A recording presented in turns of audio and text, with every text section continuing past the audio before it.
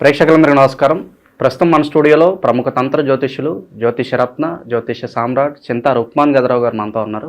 గురువుగారితో మాట్లాడేద్దాం. నమస్కారం గురుగారు. మాతృదేవోభవ, పితృదేవోభవ, ఆచార్య దేవోభవ. గురుగారు, జూన్ మాసంలో కుంభరాశి వారి పరిస్థితి ఓవరాల్గా నెలంతా ఎలా ఉండబోతుంది? ఎలాంటి జాగ్రత్తలు, ఎలాంటి పరిహారాలు చేసుకోవాలి గురుగారు కుంభరాశి వాళ్ళు? కుంభరాశి వాళ్ళు అంటేనే కుంభము అంటే ఒక కలశము లేదా కుండ. మరి ఈ ఆలయానికి ఎక్కడైనా కుంభాభిషేకం చేస్తారు, అదే ప్రధానమైనటువంటి వేడుక, ఆలయ కుంభాభిషేకము. అదేవిధంగా ఏనుగు కుంభస్థలము, ఇవన్నీ కుంభరాశి వాళ్లకు కనెక్టివిటీ ప్రదేశాలు. ఏనుగు కుంభస్థలము, ఆలయ కుంభాభిషేకము, అదేవిధంగా ఒక కుంభము. పూర్వకాలంలో కుండలు ఎక్కువ, మట్టి పాత్రలు.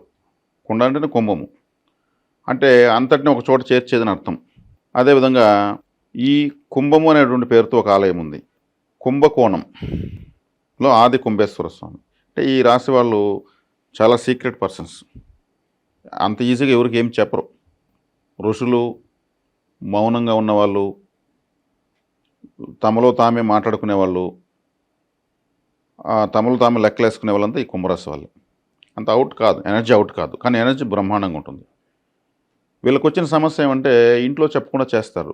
వివాహం అయిన తర్వాత కావచ్చు, కాకముందు కూడా కావచ్చు. దానివల్ల సమస్యలు వస్తాయి, నష్టాలు అయితే ఖచ్చితంగా వస్తాయి. వీళ్ళని ఏమర్చే వాళ్ళు కూడా ఉంటారు, వాళ్ళ దగ్గర ఏమరిపోతారు. దాన్ని కూడా ఎవరికి చెప్పరు. లాభాలు వచ్చినా చెప్పరు, నష్టాలు వచ్చినా చెప్పరు. కానీ ఎంతున్నా ఇంట్లో తెలిసిపోతుంది. వాళ్ళు ఎంత గట్టిగా ఉన్నా కూడా పెద్దగా చెప్పరు. అది వీళ్ళకు మైనస్ అని చెప్పచ్చు. శక్తిని అంతా లోపల పెట్టుకోవడం గొప్ప లక్షణం. అది ఇంకా ఇతరుల వల్ల కాదు. అది ఏదైనా ఒక సంతోషాన్ని ఉన్నదానికన్నా రెట్టింపుగా అందరూ పంచుకుంటారు అందరి దగ్గర. వీళ్ళు అంత పంచుకోరు. ఓకే, వచ్చింది సంతోషమే, అంతే. ఓకే, దానికి సెలబ్రేట్ చేసేసినంత ఎగిరి గంతేసినంత చేయరు వీళ్ళు. టూ మచ్ ఎగ్జైట్ అవ్వరు, చేయరు. తర్వాత వీళ్ళు ఎవరికి చెప్పకుండా ఏదో సంపాదించాలని, ఎంతో దాచిపెట్టాలని ఎన్నో ప్రయత్నాలు చేస్తుంటారు రహస్యంగానే. మనం దాచిపెట్టిన మన సంపాదించి ఒకరికి ఏం చెప్పేది, ఒకరికి చెప్పి మనం ఏం చేసేది? మనకు అవసరం మనం చేసుకుంటున్నాము. నష్టమైన మంది, లాభమైన మంది, ఒకరికి ఏం చెప్పేది? రమణ మహర్షి ఉన్నారు అరుణాచలంలో. ఆయన అసలు మాట్లాడడం లేదు. ఎప్పుడో ఒకప్పుడు నీ గురించి నువ్వు తెలుసుకో, నిన్ను నువ్వు తెలుసుకో, నేను అనేదానికి అర్థం తెలుసుకో అని చెప్పి ఆయన మహర్షి చెప్పాడు. అని మాట్లాడాల్సిన అవసరం లేదు అనే దాంతో మాట్లాడకనే మనం గొప్ప స్థాయికి వెళ్ళొచ్చినట్టు నిరూపించుకున్నటువంటి రాశి కుంభరాశి. ఇక్కడ ఏ రాశి మనం తక్కువ చేయలేము, చేయకూడదు కూడా. కానీ అక్కడ కొన్ని గొప్ప లక్షణాలు ఉంటాయి, అవే ఇప్పుడు పరిస్థితులకు మైనస్ అవుతాయి. దాన్ని వీళ్ళు సరిదిద్దుకుంటే చాలు. ఈ ఆది కుంభేశ్వర స్వామి ఆలయ దర్శనం చేసుకుంటే కుంభరాశి యాక్టివేట్ అయిపోతుంది. అది ఏలినాటి శని ఉండి, గురుబలం లేకపోని, ఇంకేమన్నా కానీ ఆది కుంభేశ్వర స్వామి ఆలయానికి వెళ్ళొస్తే కుంభరాశి యాక్టివేట్ అవుతుంది. ఏనుగు కుంభస్థలం పైన ఊరేగుతున్న దేవతా ఉత్సవాన్ని పోయి పాల్గొంటే వీళ్ళు ఈ రాశి వాళ్ళు యాక్టివేట్ అయిపోతారు. అదేవిధంగా ఆలయ కుంభాభిషేకాలు జరుగుతుంటాయి. ఎక్కడ ఏ ఆలయానికైనా సరే ఆ ఫంక్షన్లో వీళ్ళు పాల్గొని ఆ కలశంలో నీళ్లు చల్లుతారు. చల్లించుకుంటే వీళ్ళు యాక్టివేట్ అయిపోతారు. వర్షం పడేటప్పుడు కుండలు, కుంభము కదా, పెట్టి ఆ నీళ్ళు సేవ్ అవుతాయి. దాన్ని పెట్టుకుని వీళ్ళు తాగుతుంటే యాక్టివేట్ అయిపోతారు. ఈజీ పరిహారం. దశలు, భుక్తులు దేంతో సంబంధం లేదు. వీళ్ళ రాశి యాక్టివేట్ కావాలి, వీళ్ళు యాక్టివేట్ కావాలి. ఓకే. ఏనుగు కుంభస్థలం పైన ఉన్నటువంటి ఊరేగింపులు కేరళలో జరుగుతాయి. ఆలయ కుంభాభిషేకం అన్ని చోట్ల జరుగుతాయి. అందాక వెళ్ళాం కాబట్టి వీళ్ళు విఘ్నేశ్వరుని ఎక్కువగా ఆరాధించవచ్చు. పెద్ద ఏనుగు ఫోటో ఒకటి క్యాలెండర్ హాల్లో తగిలించుకోవచ్చు. ఆలయ కుంభాభిషేకాలు ఎక్కడ తెలిస్తే ఆటోమేటిక్గా వెళ్ళిపోవచ్చు. ఓకే. ఇప్పుడు ప్రస్తుతం వీళ్ళకు ఈ నెల, ఈ జూన్ మాసంలో, ఈ సంవత్సరం 2025లో శని భగవానుడు వీళ్ళకు రాశాధిపతి ద్వితీయంలో ఉన్నాడు. వీళ్ళకు ద్వితీయాధిపతి పంచమంలో ఉన్నాడు. అదేవిధంగా రాహుకేతు, రాహు జన్మంలోకి వచ్చాడు, కేతు సప్తమంలోకి వచ్చాడు. ఈ గ్రహ సంచారీత్యా చూస్తే జన్మంలోకి రాహుకి ఇష్టమైన స్థానం కుంభరాశి. కుంభం రాహుకి మూల త్రికోణం అంటారు. అంటే మిథున, తులా, కుంభాలు ఒకదానికి ఒకటి 5వ స్థానంలో ఉంటాయి. మిథున రాశిలో 6వ రాశి 4 పాదాలు రాహు ఉంటాయి. తులారాశిలో స్వాతి నక్షత్రం 4 పాదాలు రాహుదే ఉంటాయి. కుంభరాశిలో 4 పాదాలు శతభిషం, 4 పాదాలు ఇక్కడ ఉంటాయి. ఈ కుంభరాశిలోకి వచ్చేయడానికి ఈ మూల త్రికోణం రాశి అంటారండి. ఆయన హ్యాపీగా ఉంటాడు. జన్మలోకి రాహు వచ్చేసిన బెంబేలో తెలుసుపనిలేదు. రాహు మల్టీఫుల్ క్యారెక్టరిస్ట్. ఆయనకు ఉన్న శక్తియుక్తులు ఎవరికి లేవు. ఆయన జన్మలోకి వచ్చినట్టు వీళ్ళకి చాలా తెలివితేటలు వస్తాయి. ఇప్పుడు ఇన్ని రోజులు ఏలినాటి శని వాళ్ళు చాలా ఇబ్బంది పడ్డారు. శని భగవానుడు జన్మలో ఉండి అంతా ఇంత కాదు, వీళ్ళ ఇబ్బంది మనం వర్ణాతీతం. అందులో వీళ్ళు మౌనంగా ఎక్కువ ఉండగలరు కాబట్టి ఎవరికి చెప్పుకోకుండా ఎంతనా భరించేస్తారు వీళ్ళు, స్వీకరిస్తారు. పరమేశ్వరుడు గరళ కంఠంలో ఎలా అయితే పెట్టుకుని మౌనంగా ప్రశాంతంగా ఉంటాడో అలా ఉంటారు వీళ్ళు. ఏదైనా కానీ కష్టం రాని నువ్వు సుఖం రాని అని సరసమానంగా చూసేస్తారు. ఓకే. ఆ బాధల నుంచి ఇప్పుడు రిలాక్స్ పొందొచ్చు వీళ్ళు. ఎందుకంటే జన్మలోకి ఆయన వచ్చాడు ఈ బాధలతో అనుభవంతో. రాహు అంటే తల మాత్రమే, ఆయనకి ఇంటెలిజెన్స్ ఎక్కువ. రాహువును మించిన ఇంటెలిజెంట్ ఈ సమస్త సృష్టిలో లేరు. సాక్షాత్ మహావిష్ణువుని ఏమార్చాడు ఆయన. మహావిష్ణువుని ఏమార్చాలంటే అంత అయ్యే పని కాదు. ఆయన ఏమార్చి అమృతం తాగేశాడు. మహావిష్ణువే లెక్కలేదు ఆయనకి. ఆయన ఇంటెలిజెన్స్ ముందు మహావిష్ణువే ఫుల్ అయిపోయాడు.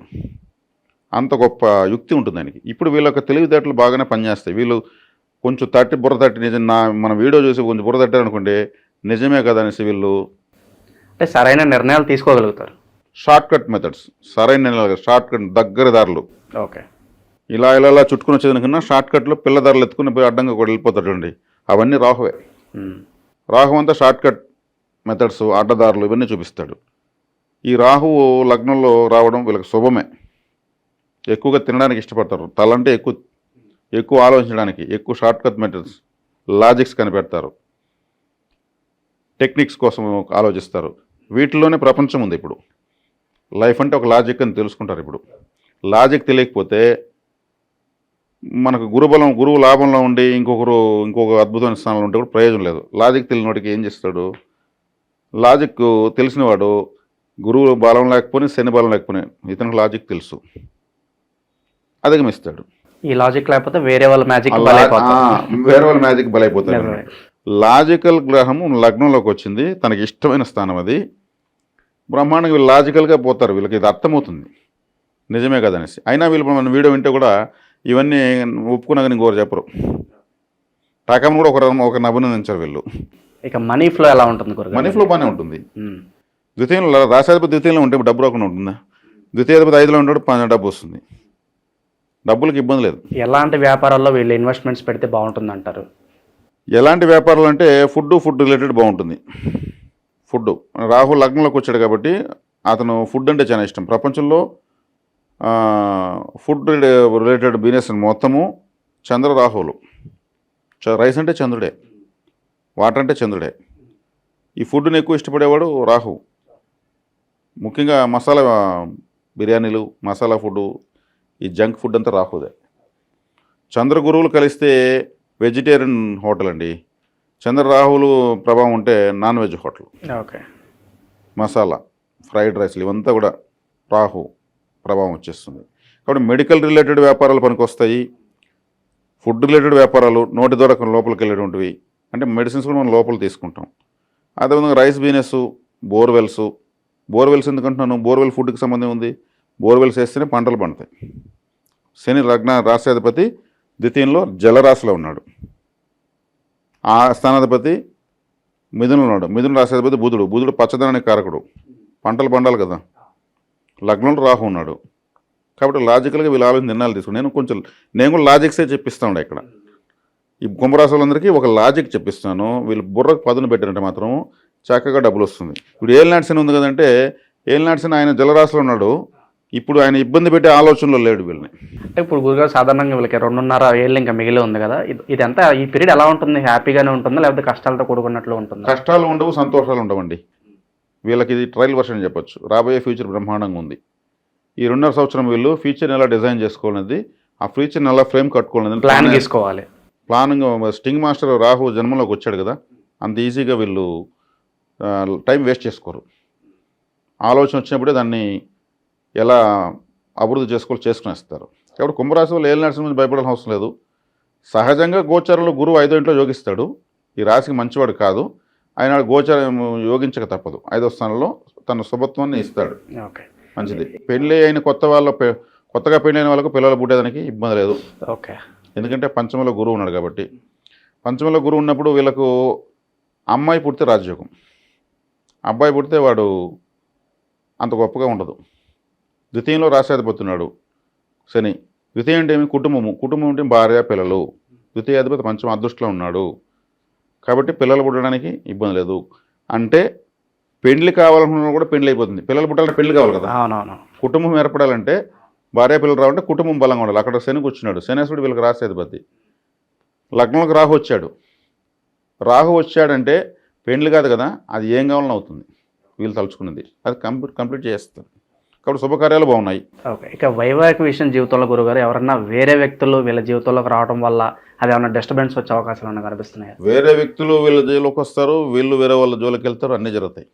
జన్మలో ఉండేది రాహు. నీ షార్ట్ కట్ మెథడ్స్, చూడనంటే చూసేది, అట్రాక్షన్స్ ఎక్కువ, తలతో చేయాల్సిన యాక్టివిటీస్ మొత్తం చేస్తారు వీళ్ళు. ఎందుకంటే రాహు ప్రభావం అది. అంటే ఇక్కడ మనుషులు మనం ఏం చేసేది, గ్రహ ప్రభావంతో మనిషి పోతూ ఉంటాడు, మన ఎందుకు అది తెలిసిన విషయమే. ఆ రాహు వచ్చే కాడికి యాక్చువల్గా ఒక అన్న ఒక చెల్లికి పుట్టినటువంటి వ్యక్తి, అంటే ఒక భార్యాభర్త అంటే దానికి ఒక వావి వరస ఉంటుంది. వాళ్ళు చూస్తారు మీకు మేమేమవుతాము, వరసకు అమ్మాయి మా అబ్బాయికి ఓకే మామ కూతురు అవుతుంది, అత్త కూతురు అవుతుంది. కానీ రాహు యొక్క పుట్టుగా ఒక అన్నా చెల్లి వ్యామోహించుకుని వాళ్ళ తల్లిదండ్రులు అన్నా చెల్లెలు. ఇది పెద్ద చరిత్ర ఉంది, ఇంకోసారి నేను వివరిస్తాను.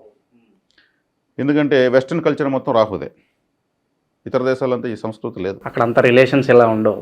అందుకే రాహు బ్రహ్మాండం, రాహు ప్రపంచంలో ఉన్నటువంటి అంతా రాహు లేకపోతే ప్రపంచంలో అని చెప్పింది. కాబట్టి రాహు జన్మలోకి వచ్చాడు, వీళ్ళకు చూడాలనిపిస్తుంది, ఎవరైనా వీళ్ళని చూస్తే బాగుండు అనిపిస్తుంది. ఎందుకంటే ఇక్కడ కన్నులే ఇంపార్టెంట్. రాహుకి తీర్చినమైన కన్నులు, రాహు యొక్క ఫోటో భీకరంగా ఉంటుంది. రాహు జన్మలోకి వచ్చేటప్పుడు వీళ్ళు హెయిర్ స్టైల్, కొంతమంది యూత్గా ఉన్న పిల్లలు హెయిర్ స్టైల్ డిఫరెంట్గా పెడతారు, రోజుకు ఒక స్టైల్ మారుస్తారు. తలను చూసి రకరకాలుగా మారుస్తున్నారంటే వాళ్ళకి రాహు ప్రభావమే. రాహుకి తల మాత్రం ఉంది, తన తలను రకరకాలుగా పెట్టాలి, అందరిలాగా పెట్టాలనుకోరు, అందంగా చూపించుకోవాలనుకుంటూ ఉంటారు. అందంగా చూపించాలని వాళ్ళు అనుకుంటూ దాన్ని ఒక ఇప్పటి వరకు చూపించిన వింత పోకడతో చూపిస్తారు. రంగు ఇప్పుడొక రంగు ఈడొక రంగు, ఈడంతా కత్తిరించి ఇలా పెట్టడము, ఏదో చేస్తూ ఉంటారు. అవన్నీ ఇష్టపడే వాళ్ళు రాహు ప్రభావం అప్పుడు వాళ్ళపైన ఉంటుంది. కొద్ది రోజుల తర్వాత క్రాఫ్ మామూలుగా వచ్చేస్తుంది, రాహు దూరం వెళ్ళిపోతాడు, తలను మామూలు దూకుంటారు. గ్రహకారకత్వం ఇది. కాబట్టి ఇక్కడ వచ్చేకాడికి మల్టిపుల్ రిలేషన్స్ అనేవి వీళ్ళకి ఆ సందర్భాలు వీళ్ళు వద్దనుకున్నా కానీ కొన్ని చోట ఫోటోషూట్లు జరుగుతాయి, దాంట్లో సందేహం లేదు. ఇక నిరుద్యోగులకు ఏదైనా శుభవార్త ఉందా గురుగారు? అలాగే స్థానచలనం ఏమైనా కనిపిస్తుంది అంటే ఒక కంపెనీ నుంచి వేరే చోటకు వెళ్తే బాగుంటుందా లేదా, అలాగే ఇల్లు మారాలనుకుంటే వాళ్ళు వీళ్ళకి ఎలా ఉండబోతుంది గురుగారు? ఇల్లు మారాలనుకున్న మారచ్చు. కుటుంబ స్థానంలో శని ఉన్నాడు కాబట్టి ఈ కుటుంబ పరంగా మార్చాలనుకుంటే ఉద్యోగరీత్యా కావచ్చు, వ్యాపారరీత్యా కావచ్చు, పిల్లల చదువుల రీత్యా కావచ్చు, రకరకాల వీళ్ళు మారాలంటే ప్రాంతాన్ని మార్చుకోవచ్చు. ఎందుకంటే శని కుటుంబ స్థానంలో ఉన్నాడు కాబట్టి తమ రాశి వాళ్లకు కావాల్సిన అనుకూలత ఆయన ఇస్తాడు. ఏలినాడు శని మాత్రం అడ్డం పెట్టుకోవద్దండి, ఎందుకంటే కుంభరాశి వాళ్ళు పెట్టుకోకూడదు కూడా. తర్వాత సప్తమంలో కేతు ఉన్నాడు, కొంచెం విరక్తి వైరాగ్యము ఇవన్నీ వచ్చే అవకాశం ఉన్నాయి. జీవిత భాగస్వామితో కానీ వీళ్ళు ప్రేమికుల మధ్యలో కానీ కొన్ని పేచీలు అయితే వస్తాయి. ఎందుకంటే వీళ్ళకి లగ్నం రాహు ఉన్నాడు కాబట్టి వీళ్ళు కొంత కన్నింగ్గా ఆలోచిస్తున్నారనేది వాళ్ళు ఐడెంటిఫై చేస్తారు. అంటే రాహు వచ్చే కాడికి cunning planet, short cut methods, జిమ్మిక్లు, లాజిక్లు, బ్లఫ్ మాస్టర్ అని కూడా అంటూ ఉంటాం ఆయన. అవన్నీ ఐడెంటిఫై అవుతాయి కదా. ప్రపంచంలో ఎవరి గురించి ఎవరికి తెలిసినా ఎవరు తెలియకపోయినా భార్య గురించి భర్తకు, భర్త గురించి భార్యకు అడక్కనే తెలుసుకుంటారు వాళ్ళు. వాళ్ళ యొక్క స్థానం అటువంటిది. అక్కడ కొన్ని డిస్టర్బెన్స్లు కూడా వస్తాయి, దాన్ని కొంచెం బ్యాలెన్స్ చేసుకోవాలి. ఓకే గురుగారు, ప్రజెంట్ ఉన్న గ్రహస్థితి బట్టి ఎలాంటి పరిణామాలు జరగబోతున్నాయో చెప్పారు. మరి ఇప్పుడు ప్రజెంట్ గ్రహస్థితి బట్టి ఎలాంటి రెమెడీస్ అవసరం అంటారు వీళ్ళకి? వీళ్ళకు రెమెడీస్ తీసుకుంటే మామూలుగా పంచమంలో గురువు జన్మజాతకంలో గురువు పంచమంలో మంచోడు కాదు, జన్మజాతకంలో నేను చెప్పింది.